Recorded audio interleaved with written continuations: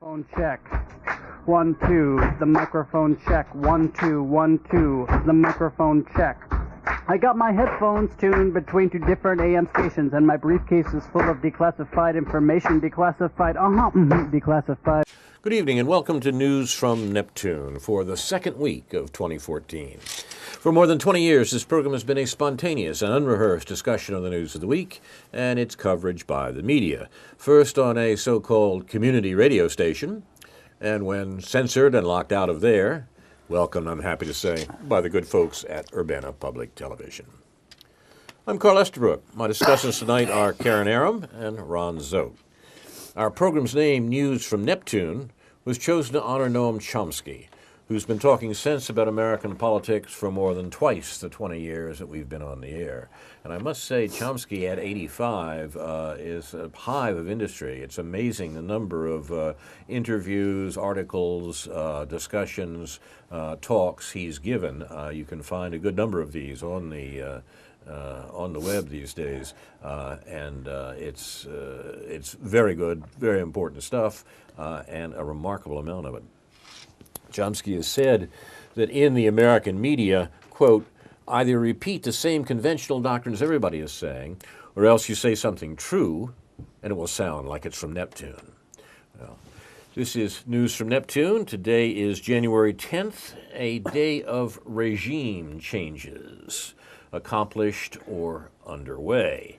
For example, on this day in 49 BC, Julius Caesar crossed the Rubicon with his army from Gaul, signaling the start of civil war in the Roman Republic. On this day in AD 9, the Western Han Dynasty ended when Wang Mang claimed that the divine mandate of heaven called for the end of the dynasty and the beginning of his own, the Qin Dynasty. On this day in 1776, Thomas Paine published his pamphlet Common Sense, attacking monarchy. He wrote, and I quote, "In England a king hath little more to do than to make war and give away places," he means jobs, which in plain terms is to impoverish the nation and set it altogether by the ears. A pretty business indeed for a man to be allowed 800,000 sterling a year for, and worshipped into the bargain. Of more worth is one honest man to society and in the sight of God than all the crowned ruffians that ever lived. Close quote. Thomas Paine. And on this day in 1810, in another sort of regime change, the modern world's comic Emperor Napoleon Bonaparte divorced his first wife, Josephine. You're watching News from Neptune, the regime change edition. And actually, I have some opening words from Bertolt Brecht, questions from a worker who reads. Who built Thebes of the Seven Gates? In the books, you will find the names of kings. Did the kings haul up the lumps of rock? And Babylon, many times demolished, who raised it up so many times? In what houses of gold-glittering Lima did the builders live? Where, the evening at the wall of China was finished, did the masons go? Great Rome is full of triumphal arches. Who erected them? Over whom did the Caesars triumph? Had Byzantium, much praised in song, only palaces for its inhabitants? Even in fabled Atlantis, the night the ocean engulfed it, the drowning still bawled for their slaves. The young Alexander conquered India. But was he alone? Caesar beat the Gauls. Didn't he even have a cook with him? Philip of Spain wept when his armada went down. Was he the only one to weep? Frederick II won the 7 Years' War. Who else won it? Every page of victory. Who cooked the feast for the victors? Every 10 years a great man. Who paid the bill? So many reports, so many questions. And we'll begin tonight with some questions from Ron Szoke. Yes. Please try to excuse me. I have a sore throat, but I will go on here as long as I can, and then simply stop. A few notes from things that I've been looking at this week. I want to raise a question about this recurrent theme of opposition to big government we keep hearing about from some of our colleagues. And I have this persistent question of what is big government and how do we tell how big a government is? What is the appropriate metric by which we can judge sizes of government, comparing governments across nations and within a nation at different points in time? How can we tell whether one government is bigger than another? Exactly. Is it the size of the budget or the number of people in uniform or just what is it? We never hear. Always the assumption is that a smaller one is better, but I doubt that very much. I'm an advocate of optimal government, which means that I think some governments need to be larger in some respects, bigger, and others smaller in some respects, or the same ones, smaller in some respects. So I don't think there's any magic formula for this. And where does this praise for smaller government come from? I think it's because of the, at least dimly perceived, thesis that big government is the only possible opposition to rule by the big rich. And if you oppose to plutocracy, which is the kind of thing we seem to have descended into, then you will say that there must be a place for big government, which is the only possible way of resisting the all-determining influence of the very rich. So here's one possible source of this condemnation of big government. This week, New York Times, January 9th, half of Congress members are millionaires, report says. It's hardly the kind of news that lawmakers in Congress would want to highlight during a week when unemployment benefits expired for more than 1 million Americans, but Congress has achieved something of a milestone. For the first time in history, more than half the members of the House and the Senate are now millionaires, according to a new analysis of financial disclosure reports filed last year. The median net worth of lawmakers in the House and Senate was $1,008,767, up 4.4% according to the analysis from the last time. So overall, this says at least 268 of the 534 current members of Congress had an average net worth of 1 million or more in 2012, which is the year covered by the reports that each lawmaker had to file in 2013. The Republicans and Democrats are about equally wealthy. The Democrats boasting a median net worth of 1.04 million, compared with 1 million for the congressional Republicans. Actually, the Democrats are slightly wealthier, it appears. The averages in both cases were up compared to the previous year, when the numbers were 990,000 and 907,000, respectively. Excuse me. Many of the members in Congress who were first elected in 2012 were unusually wealthy, helping drive up the overall standard of living among representatives and senators. So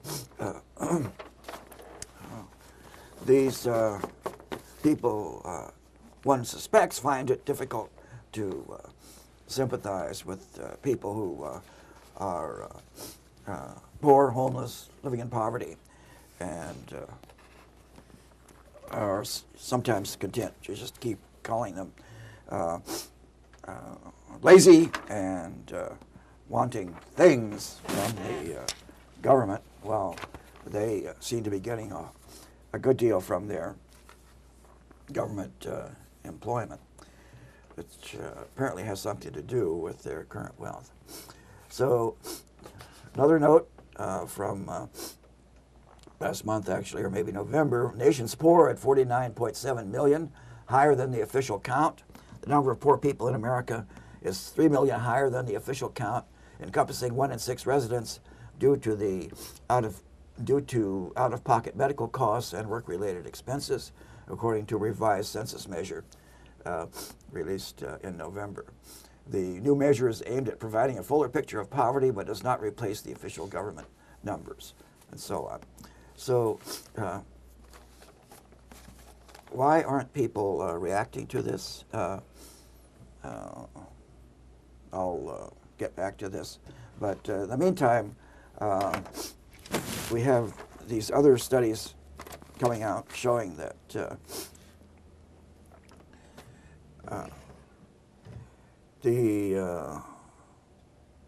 according to the interpretations we see in the press, the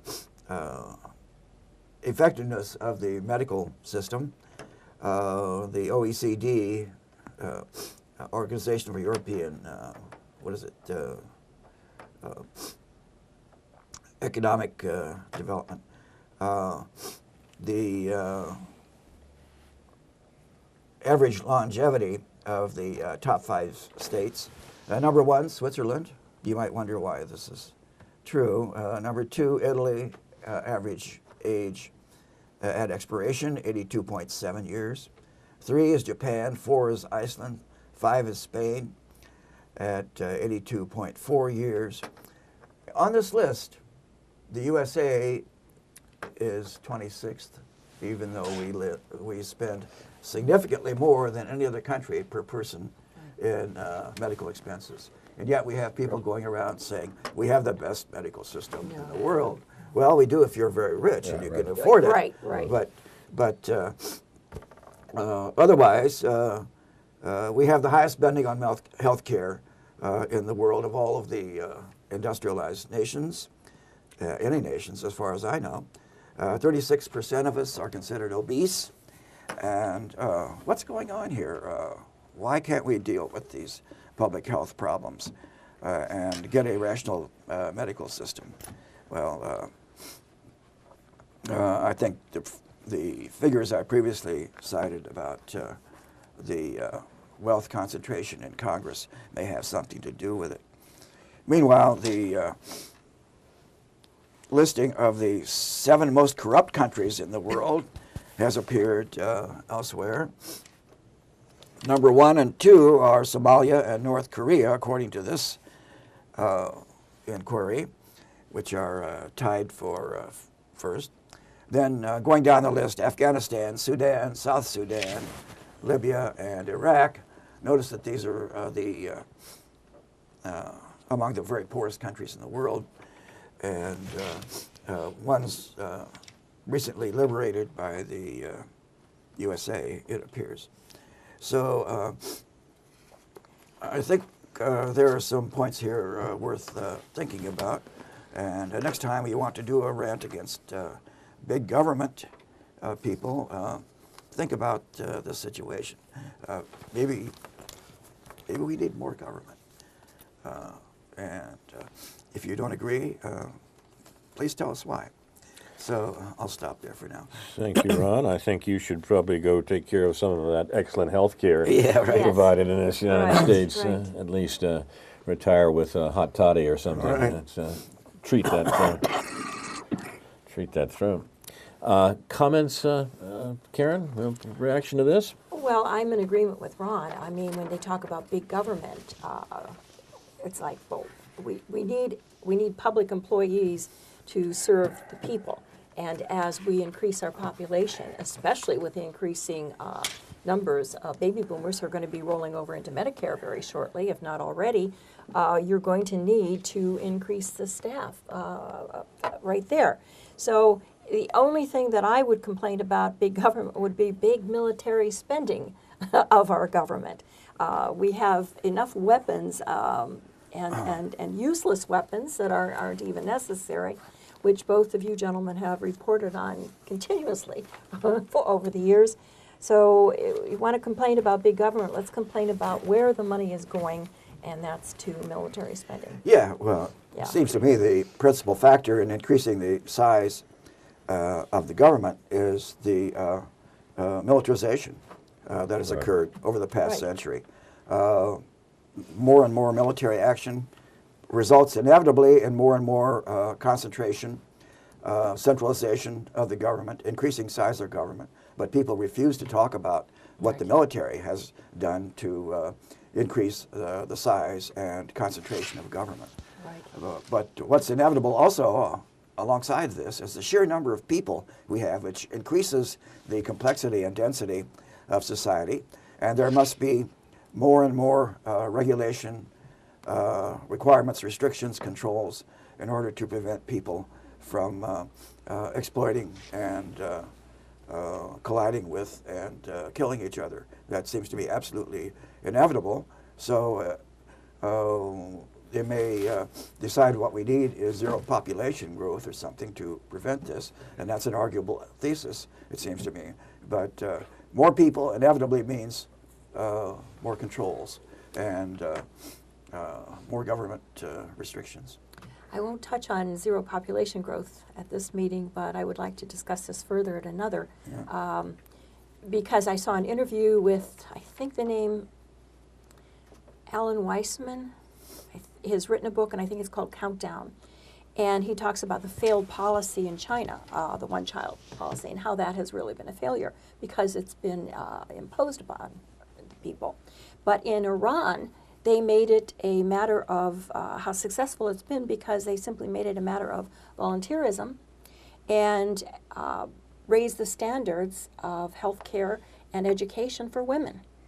And they said, as a result, these women who are getting an education and have opportunities for good health care, contraception, etc., they have been curbing their family. So he is saying that because he and Tom Hartman both commenting on how, you know, even if we do everything to alleviate climate change and pollution, we still, given the population explosion, we are still going to experience in the future a lack of resources, water and food. And who's going to suffer from that? Yeah. The poor, of course. So it's not a topic that we need to dismiss because talking about zero population growth seems to impact on the poor. They seem to be blamed for it. Yeah. And I'm saying that's ridiculous, but what we need to do is focus on the future. But I don't want to go into that. I wanted to comment on something about health care. When I was in Hong Kong, I needed my asthma inhaler, and I had my housekeeper get it for me in Bangkok and mail it to me because they didn't have it in Hong Kong. One inhaler, it's produced in the UK, it is not produced in Bangkok. And she was complaining, it's gone up in price. It was so expensive because I had to send her the money, and it was $16 a piece, all right? I laughed because the same thing here in the U.S., exactly the same thing, was $125. Yeah.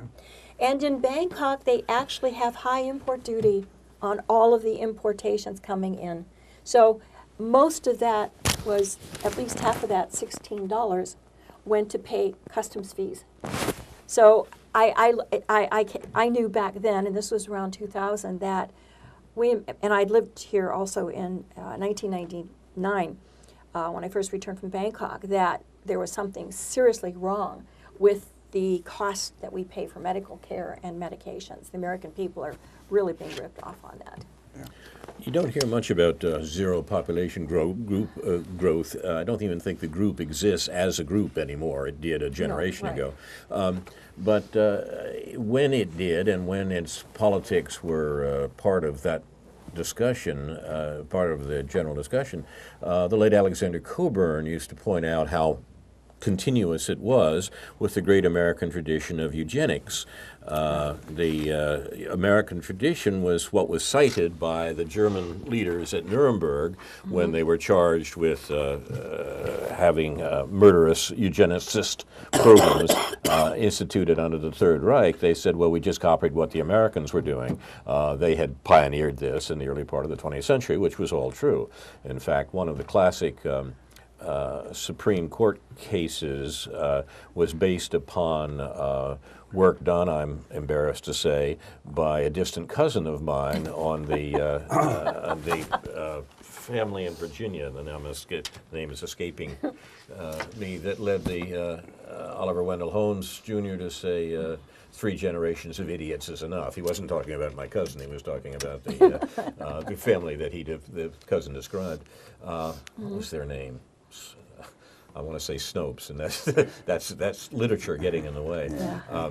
But in any case, the eugenicist line, which, as Coburn pointed out, is deep in the American psyche, is very dangerous, I think. Yeah. And it's based on a false sort of liberal view of the problems of the third world as they seem to exist a generation or so ago. The notion that people were poor because they had too many children, and therefore they had to be convinced to have fewer children. Now, the problem with that, of course, is that wherever serious development took place, birth rates went down. What that suggested was people weren't poor because they had too many children. They had too many children because they were poor. In a poor society, in a society where there are no social supports, where there is no guaranteed annual income, so forth and so on, your one form of Social Security is an extended family that will take care of you. Having children is a hedge against hunger in the future. And that's population statistics in the developing world for generations now has borne that out. So it seems to me that the notion that, well, what we've got to do is stop those poor people from having children mistakes the problem. What we have to do, as even China has found out with its one-child policy, what we have to do is to stop people from being poor. Well, exactly. There's an obvious way of doing that. Yes, So, and that's what Iran and that controls population in and of itself. Yeah. And that's what Iran evidently has done. And I personally saw this actually happening in Thailand.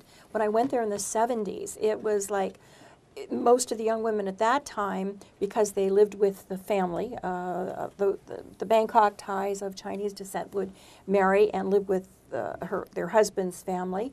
And they usually didn't work outside of the home, and there was no real consideration for controlling the family. It was just normal to have 4 and 5 children to support the parents and the grandparents. And those, of course, agricultural country, they would have as many as they could possibly have and hope that the children that they had would survive to adulthood.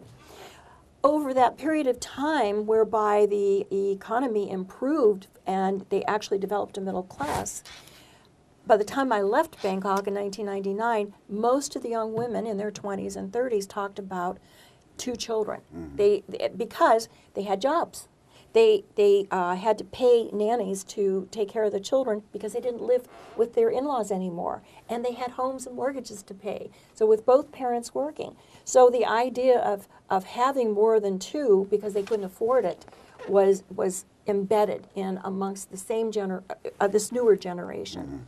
So I, having experienced that, having seen that, now if you go up country into agricultural society here again, no, it was not a concept because children died. Women died in childbirth, but children also died before they reached adulthood from diseases, from malnutrition, dysentery, many things like that. So yeah, healthcare, education, but most of all, alleviation of poverty. Yeah, I've read that again and again, that the most effective thing you can do to control population is raise the educational and economic status of women. Absolutely. Yeah. Absolutely. But I am afraid we're creating a distraction here. I was talking about the effects of ever larger population, and somehow it gets shifted over on just some red herring about eugenics, and will it be Nazism next or something? Well, that's exactly where the population discussion of a generation ago went. Oh, come on, Carl. That was exactly what was at stake. And that, if you look at what the people who were associated with the zero population group were saying, what they were talking about was enforced limitation of population. Well, that's where it goes. I think that must have been an argument. And that's not unusual. Most of us who were in school as students in the 70s, and I didn't read Silent Spring, but I've been told it's because people read Silent Spring and immediately jumped to the eugenics issue. A lot of us did not. We just knew that we had an exploding population and something needed to be done, otherwise the poor are going to suffer the lack of resources. But, and let's face it, it's going to happen no matter what we do. Food and water are the oil of the future. So who suffers whenever there's a problem like that? It's the poor. Now, the one population policy of China that was imposed I don't know that the Chinese were considering eugenics. I know that they were concerned because of their huge population. But it's been ineffective. Everybody I knew who was Chinese had 2 and 3 brothers and sisters, and I looked at their age, and I'm like, how did you do that? And they said, oh, well, in my community, they didn't force, there were no forced abortions, there was no enforcement. They taxed us for every child. We had to pay a tax. But my mother didn't pay, and they came and tore down our house after the 3rd or 4th child that she didn't pay for. So this idea of forcing this issue is just ineffective. But how many of us have heard that Iran has been successful by raising the education and opportunities for women? Have we heard of that anywhere? I hadn't until this interview. Radiant society is not much praised in American right, media exactly. these days. Well, exactly. An economist would say it's a matter of the incentives that you give people. Yes, yes. And I haven't read the book yet, so I have to acquire the book, and then we can discuss it further. If you talk about China, of course, you probably should compare the experience of Japan the last couple of generations and their question of dealing with population.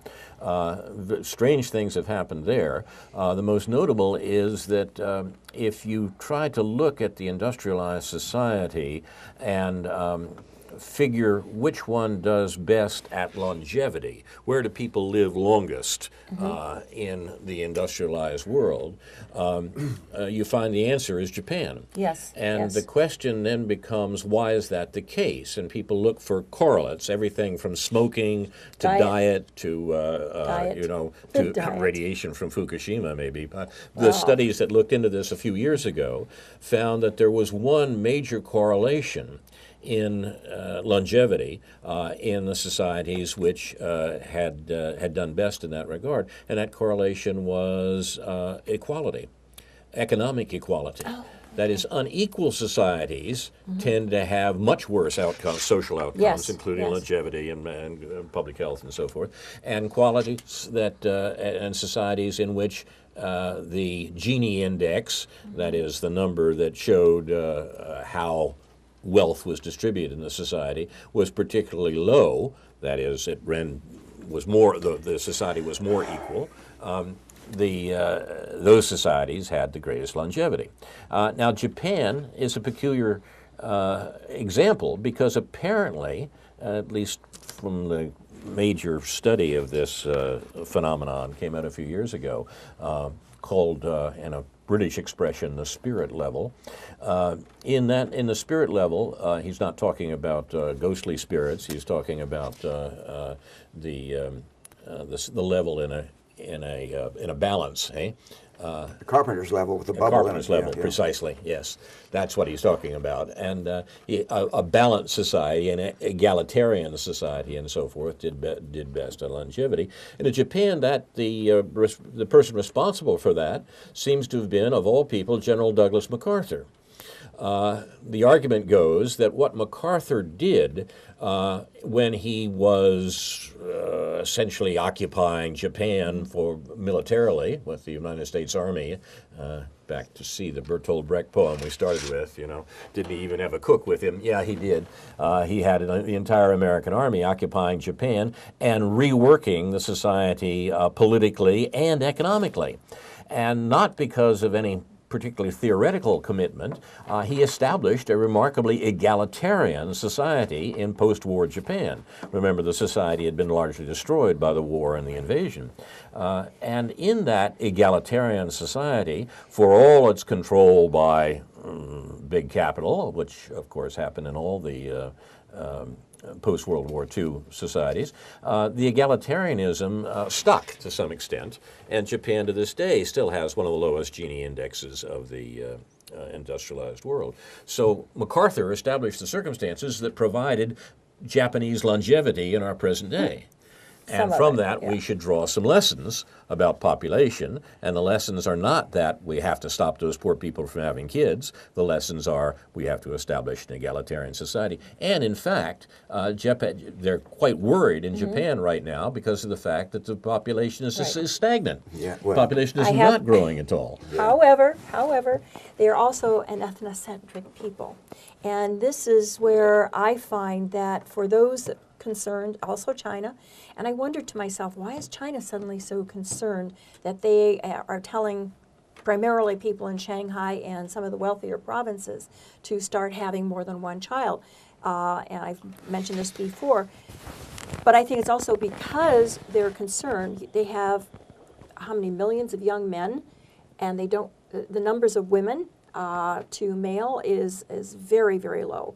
And I think India has the same problem, and they admit that the ultrasound, which allows women to know what the gender of their child is, so therefore they're aborting the females, and now they have an overabundance of males in both India and China. Well, we know that this spells disaster in the future. So I think this is, now India, I think many of the doctors are refusing to do ultrasounds for gender reasons, or they're refusing to give people. Well, it's illegal, but it goes on anyway. It's illegal now, right? But again, because it is such a major concern, here I keep looking and thinking. One of the conversations I've had with Filipinos when I lived in the Philippines, as one woman, well-educated, pointed out, you will find young women, Filipinos, working all over China, all over Hong Kong, in Japan. They are the maids, they are the nannies, they have the good English, they have the skills. They are all over Asia. I'm sure young men are too, but you really see the females. And they're intermarrying, okay? They're marrying Filipino women. And as one woman told me in the Philippines, she said, what do we export? Our children. This is so sad because they live in such poverty and they don't have access to contraception. At least while Cardinal Sin was still alive, they didn't. And my thinking is, since I'm such a strong supporter of intermarriage, of interracial, and I'm thinking with immigration, you have a chance to address some of the population concerns. But, if you can do something about eradicating the ethnocentricity of some of these nationals and some of these cultures. Anyway, that's just my thinking. That's turned an economic problem into an identity politics problem, though, isn't it? Well, I mean, that's no. It's not. It's economics, it's equality, it's education, as Rod points out, other things that are necessary here, not an import of condoms. Let me suggest another factor, and that is the lack of a social support system. Well, and, yes, yes, exactly. Where people are traditionally concerned about who will support me in my old age. Right. Of course. And for that, they needed sons. Exactly. And if there was a daughter on the way, a remarkable number of female babies disappeared. Right.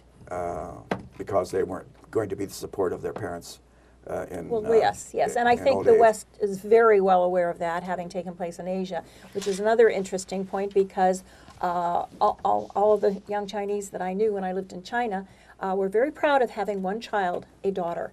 Now, of course, these were your highly educated, okay, and with hope, and they were usually in their 30s. So some of that is changing, but you can't change a culture in just one generation. Yeah. You're watching news from Neptune, and the only culture we're trying to change in this demonstration is our own. Actually, yes. And there's many good reasons for doing that, yes. I think. Shall we press on? Did you have a particular topic you wanted to mention today, Karen? Well, I have a question here, which I think I've already addressed, and that's related to crime. When I returned to the U.S. 4 years ago, I noted that all of the corporate-owned media pundits would refer to crime is down, crime is down. And I thought, really? And everybody I talked to, they talk about crime is down. Well, not from my perspective, and I keep thinking, do we need a redefinition of crime? But I did ask my brother. It doesn't include the banks. It doesn't include the banks. It doesn't include, a lot of things. But so I don't even know how we define crime. But I did ask my brother just this week. He's a retired policeman in Ohio. Cleveland, where they have a high crime rate. And I asked him, I said, is crime really down? Well, obviously, nobody had ever asked him that question before because the emotion in his voice, he said, no. I said, do you think they're fudging the statistics? And he said, absolutely, I know it. And I said, how do you know? And he gave me an example of how they would find a car that had been stolen, and when he'd go in to make the report, the police report, he was told, no, it doesn't go under stolen car. It has to go under something else, and I can't remember the details because it's not the details that are important. Parked on the George Washington Bridge, maybe. Well, maybe, or something about a found car so that it didn't go under stolen, and he would argue with a supervisor, which he did frequently, being that he's my brother, related to the fact that, but it was a stolen car. It should be listed as a stolen car. No. It was not to be listed as a stolen car. And he said, there you go. He said, right there, he said, and this happened more than once on more than one occasion. I didn't pursue the issue, but he answered my question. And this goes back some years, at least, throughout the 2000s. Now, my question, of course, was, why are they doing this? Is it because they want to support the use of guns? Okay, proliferation of guns and crime is down. Or, we've imprisoned everybody out there who might commit a crime due to poverty. And then I read, of course, Noam Chomsky on the issue of crime, and he supported pretty much what I've been thinking, that crime is not down, it's up, and it continues to go up.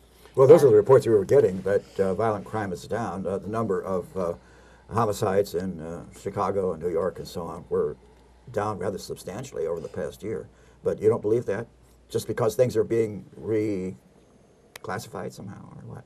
Well, I don't know. I don't understand how, given the situation in America today, with the proliferation of weapons, with the proliferation of poverty, with everything that is happening, and yet we keep incarcerating more and more people. So how can we say crime is down? And there again I ask, or do we need to redefine crime? Surely it's the fact that in Illinois, this being the new year, all three of us are carrying concealed weapons, which is now legal, and that's going to deter crime. Well, I think that's what I certainly think that's what the NRA would like to think, or like us to think. Yeah.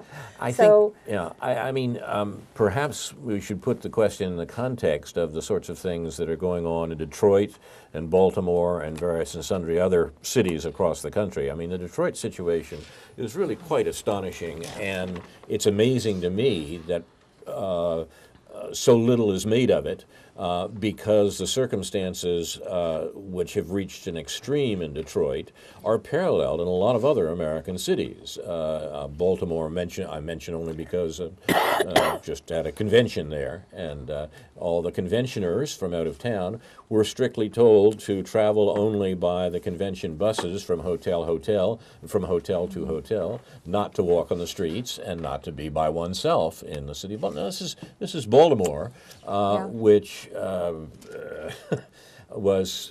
grew up not far from Baltimore, and as a high school kid, driving into Baltimore was standard operating procedure.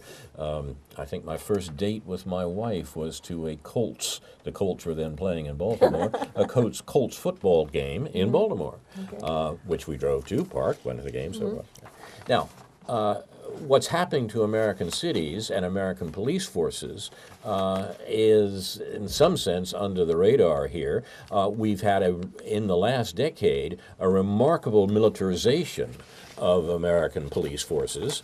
I was amazed at a demonstration in Asia. Where was it? You might know. Cambodia? Well, I don't know. Police forces, the opponents to the police, the demonstrators, came out carrying not clubs and Molotov cocktails, but large mirrors, which they held up to the police to show what the police looked like. That was either Where Cambodia. Was that Greece? No, that was either Cambodia or Thailand. Yeah, it it's was an interesting notion. It was a Buddhist nation. Yeah. Yes, well, and the idea being that look what you've become. Well, Right. I mean, it may be worthwhile to call upon the conscience of the police in this regard, but for us in a presumably democratic society to see what our police have become, to see how close we are to a police state in the strict sense of the term, that should give us pause. And that's something that we should be talking about as we talk about the revitalization of American cities, which, of course, neither of the corporate political parties is talking about. It might have been somewhere else, and I'll have to look it up because I know I posted it on Facebook. I But I can't thought I was remember. quoting you. Yes, you Yes, were uh-huh. quoting me, but I can't remember because there's so much going on right now. There are a lot of garment workers protesting in Cambodia, and but there's also something going on in Laos that I asked a friend about. But it sounds like something very Buddhist or Southeast Asian that they would do. But yeah, I'll look that up, find out, clarify. So. You're watching news from Neptune. Ron, did you have something else you wanted to add to your list? Well, there are a number of things that are kind of interesting and provocative, I would say. I have the continuing theme, which has been with me for years, about the state of public thinking about political matters and other matters. Here's a symptom of what's going on. The public's views on human evolution. Surprising numbers of people simply do not accept the evolutionary account of human origins. The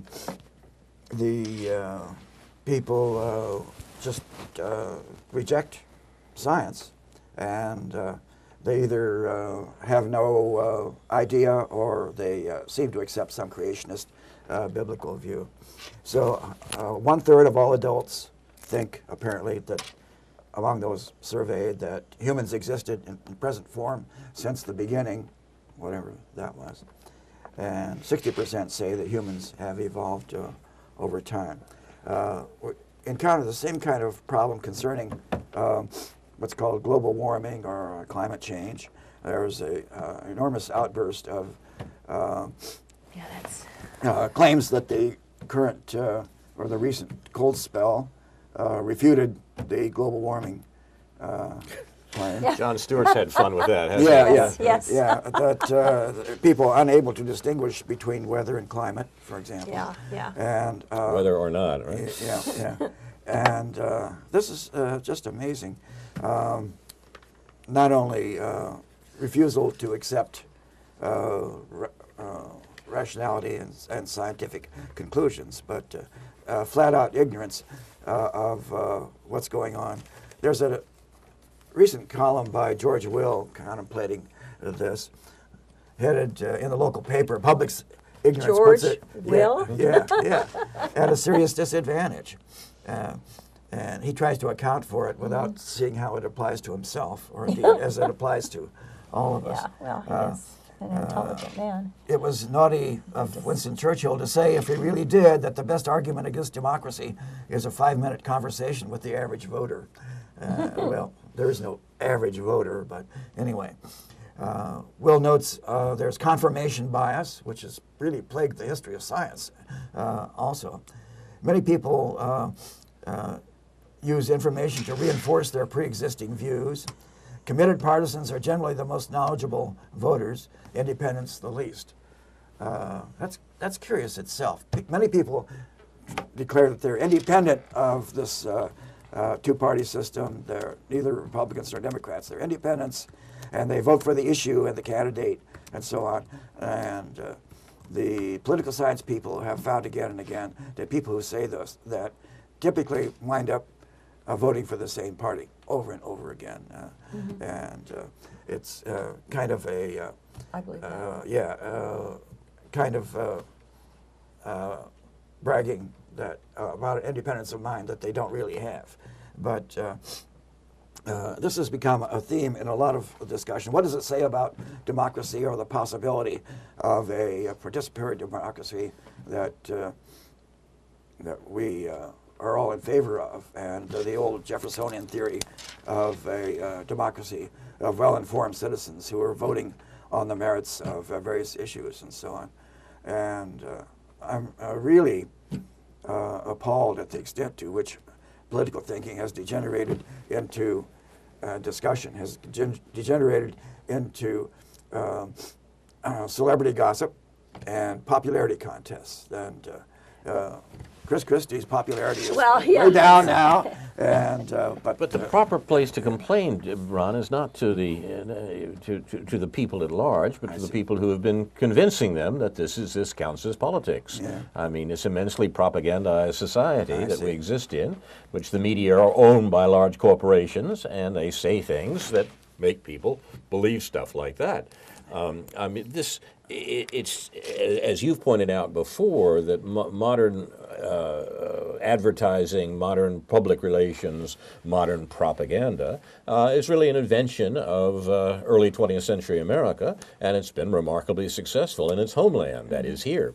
But the issue is, it shouldn't lead us to contempt for the population, but rather for an attempt to correct the circumstances that give the population such misinformation. We maybe should do a television program where we try to tell the truth, for example. yeah, yeah.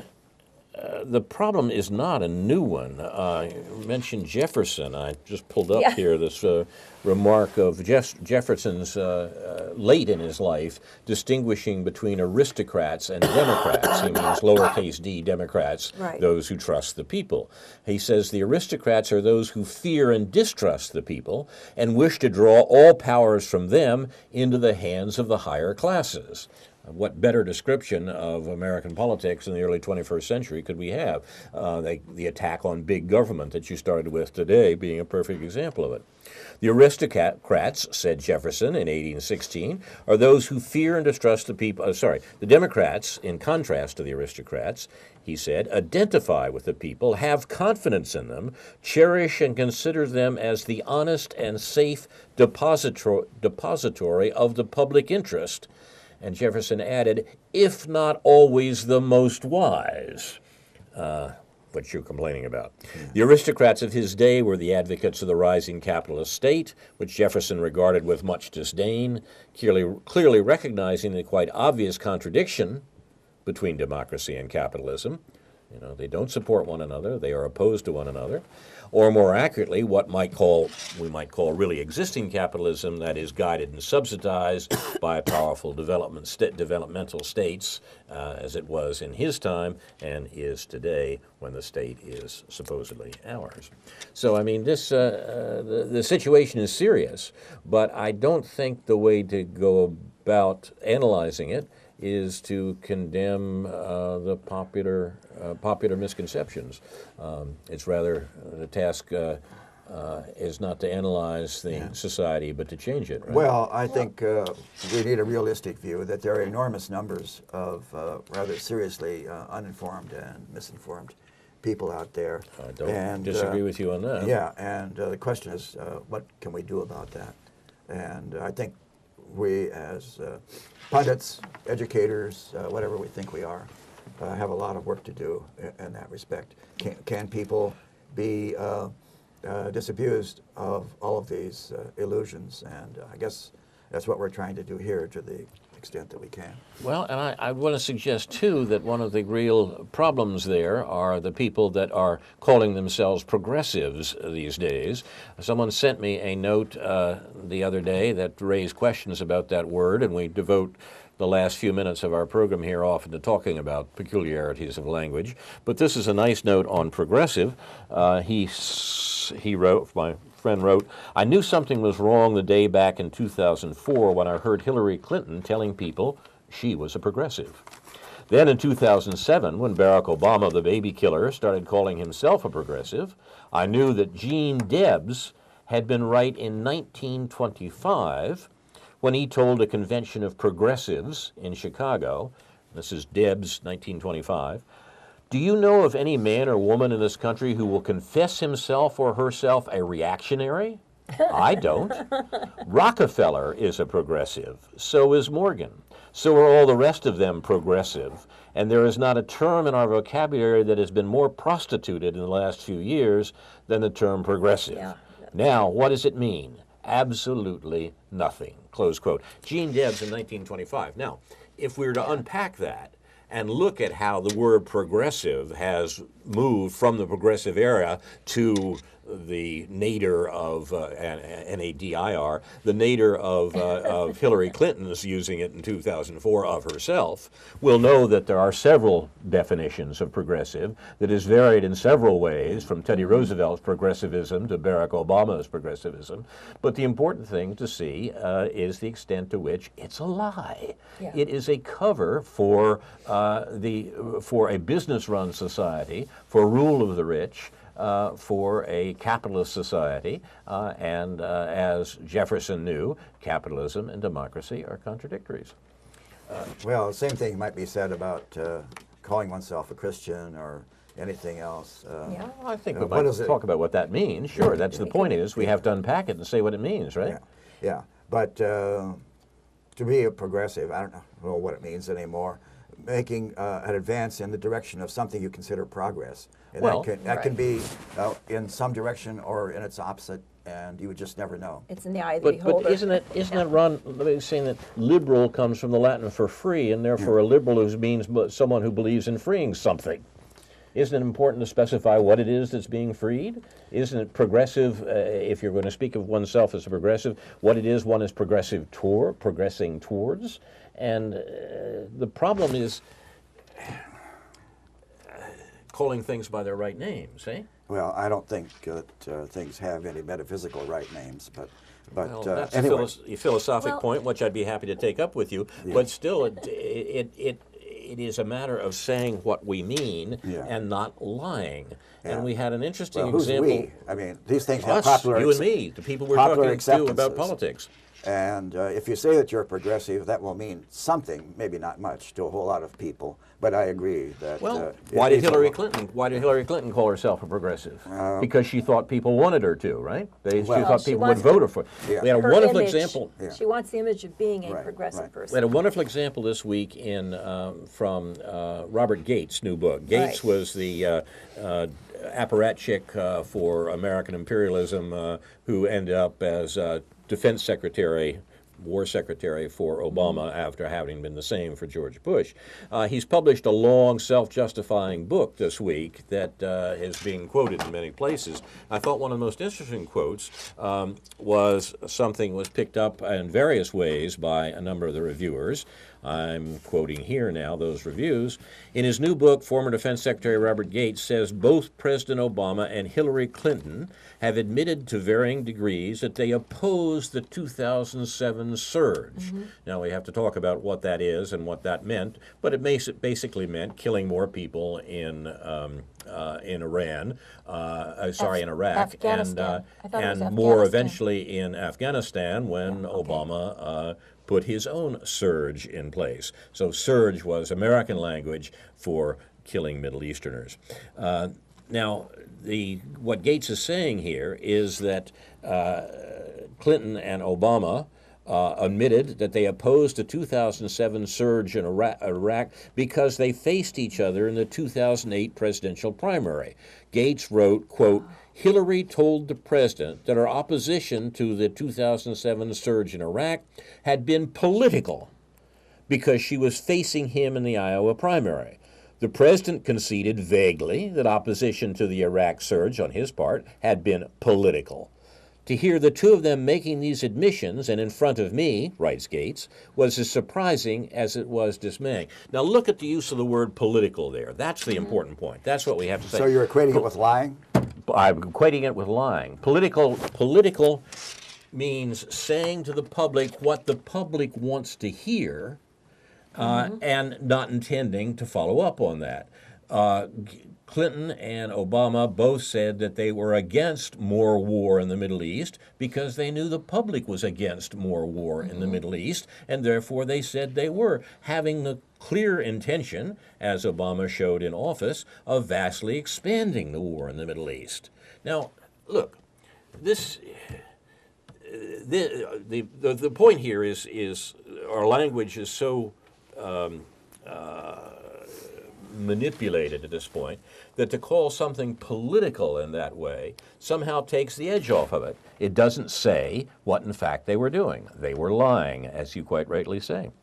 Can I point one thing that I got from Gates? First of all, I don't think much of these people who hold positions, and then after they're gone, kind of like Kissinger, you know, and Colin Powell, you know, and then they talk about what should have been done or should have been said, and they vilify their supervisor.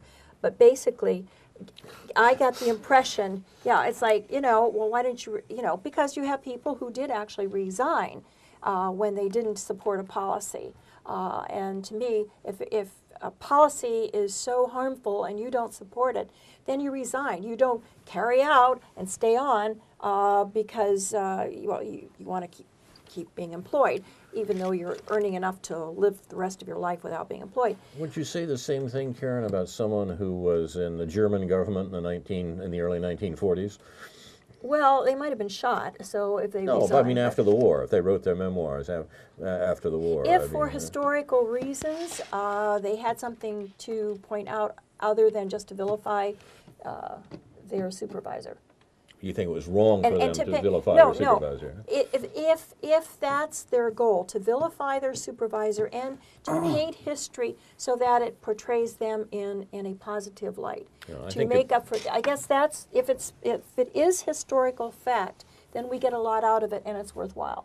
But if it's just to paint history to their liking so they can set the record straight, as they say, then I kind of question it.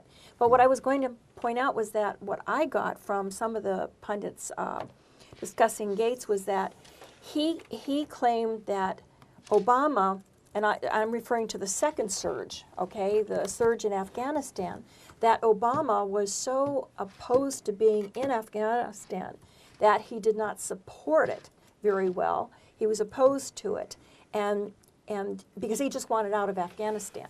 So I kind of give credit to Obama for that, but at the same time, it's like, well, then why did he go ahead? Yes, why, exactly. why does he go ahead with that policy? He sent 50,000 troops to Afghanistan, but and Gates, he didn't have to. Right, but Gates Nobody is, was holding a gun to his right, head. But Gates is vilifying him for not wanting to go into Afghanistan. And so he said his heart was never in it, you know, and that he never really supported it. And that was Gates' criticism of him. So, given what Gates was responsible for and the military advisors, I can't help but feel like, you know, why do I want to hear anything they have to say? Because they're the ones who were so supportive of going into Afghanistan. The main reason we want to hear what they have to say is that there's some more evidence of what the American government did and was doing. Not because we have any particular praise for an apparatchik like Gates, but because what we have here is evidence of what the American government was doing. But can we really respect and trust what he's telling us? Read it the way we read any other historical evidence. If there's what was the name evidence, of Hitler's architect, the one who wrote extensive... Beg pardon? Speer. Speer, actually. He was. We learned something about the inner workings of the Third Reich from his work after the war. Right. But we don't have to come away with the notion that he was a disloyal subordinate and condemn it, or even have much respect for his character. I feel the same way about Mr. Gates. Okay, well, all right, no, that's fine. As long as you feel that, I mean, let me put it this way.